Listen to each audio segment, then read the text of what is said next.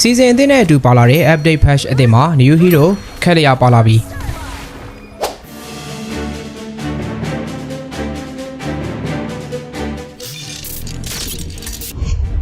မင်္ဂလာပါပရိသတ်ကြီးတို့ရေမနေ့ကရောက်လာတဲ့ season အသစ်မှာတော့ update patch အသစ်တစ်ခုလည်းပါလာပါတယ်ဘာရီထူးထူးခြားခြားပြောင်းလဲသွားလဲဆိုတာကြည့်ရအောင်ပါပထမဆုံးကတော့ new hero ခဲလီယာပါခဲလီယာရဲ့ spell hero type တွေကတော့ကျွန်တော်ရင်ကပြောပြထားသလိုပဲထွက်ရှိလာတာပါ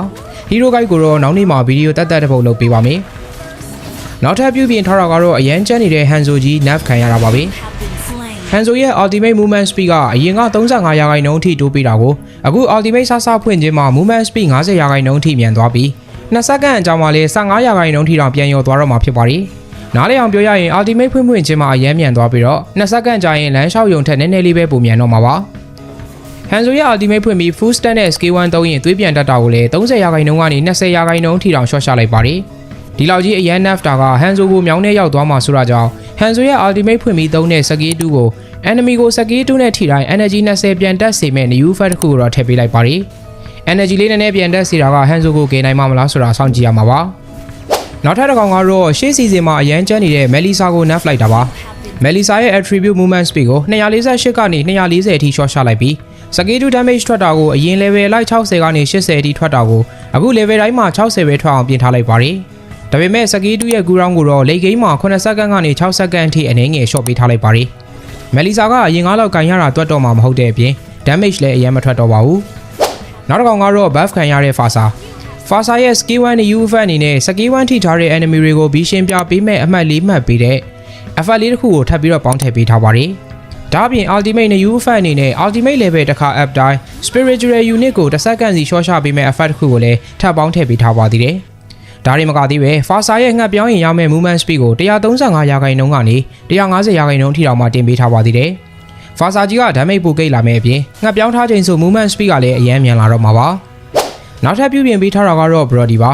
။ Brody ရဲ့ skill 1 bat swing တိုင်းကို40ရာခိုင်နှုန်းထိ short ချထားလိုက်ပြီး skill 2 ရဲ့ bat swing တိုင်းကိုလည်း20ရာခိုင်နှုန်းထိ short ချပေးထားပါတယ်။ Brody ရဲ့ spell တွေကအရင်ကလောက် delay ဖြစ်တော့မှာမဟုတ်ပါဘူး။နောက်ထပ်ပြုပြင်ပေးထားတဲ့ကောင်ကတော့ Lucas ရဲ့ ultimate အလုံးကြီးပြည့်ရင်ရတဲ့ aftershock damage effect ကိုဖြတ်ပြီး ultimate အလုံးကြီးပေါက်ကွဲရင်ရမယ့် damage ကိုတော့950ပေါင်100ရာခိုင်နှုန်း total physical attack ကနေ100ပေါင်155ရာခိုင်နှုန်း total physical attack ထိတောင်မှတင်ပေးလိုက်ပါတယ်။ Lucas ရဲ့ ultimate damage ကြီးကအရင်ကထက်2ဆပိုနာလာတော့မှာပါ။ဒီနေ့ပြောပြပေးသွားမယ့်နောက်ဆုံးတစ်ကောင်ကတော့အနေငယ်ပြုပြင်ထားတဲ့ကျူးရှင်ပါ။ကျူးရှင်ရဲ့သွေးပမာဏကို2280ကနေ2480အထိတိုးပေးထားပြီး passive master ကိုတော့အခု20ကနေ15အထိ short ချထားလိုက်ပါတယ်။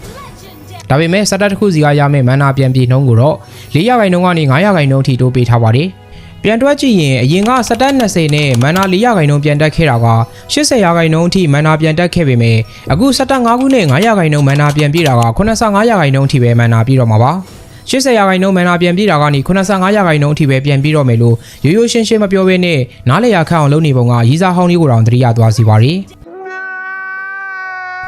ဒါပြင်ကျူးရှင်ရဲ့ skill 2 mana cost ကို90 120ကနေ120 150အထိတောင်တိုးပေးလိုက်ပါပြီ။ skill 2 extra damage ကိုတော့ level လိုက်290 645အထိ damage ထွက်တာကိုအခု level လိုက်300ကနေ800အထိ damage ထွက်အောင်ပြင်ပေးလိုက်ပါတယ်။ကျူးရှင်လေးကိုတော့အရန်ကြီး nerf တာမျိုးမဟုတ်ဘဲနဲ့အနေငယ်ချိန်ညီထားတဲ့သဘောပါ။အခုပြောပြပြီးတော့တာတွေက official server update patch မှာဖြစ်တာမို့ Ransom နဲ့ညီကိုတို့ကအခုဗီဒီယိုတွေက nerf တယ်ဆိုတဲ့ကောင်တွေကိုရှောင် buff ထားတယ်ဆိုတဲ့ hero တွေကိုသာရွေးကြိုင်မယ်ဆိုရင် season အစမှာတွေက red မြန် push လို့ရပါမယ်။ဂျန်နီသေးတဲ့ update patch တွေကိုတော့နောက်နေ့မှာဆက်ပြီးတော့ပြောပြပေးပါမယ်။ဒီနေ့တော့ဒီလောက်ပါပဲ။အခုလို mobile legend နဲ့ပတ်သက်တဲ့ဗီဒီယိုတွေကြည့်ရတာကြိုက်နေတတ်တယ်ဆိုရင် channel လေးကို subscribe လုပ်ခဲ့ပြီးတော့အသစ်တင်တိုင်းသိရဖို့ဘေးကခေါင်းလောင်းလေးတီးခဲ့ဖို့ကိုလည်းမမေ့ပါနဲ့အောင်ဗျ။အဆုံးထိကြည့်ရှုအားပေးတဲ့အတွက်ကျေးဇူးအများကြီးတင်ပါတယ်ခင်ဗျာ။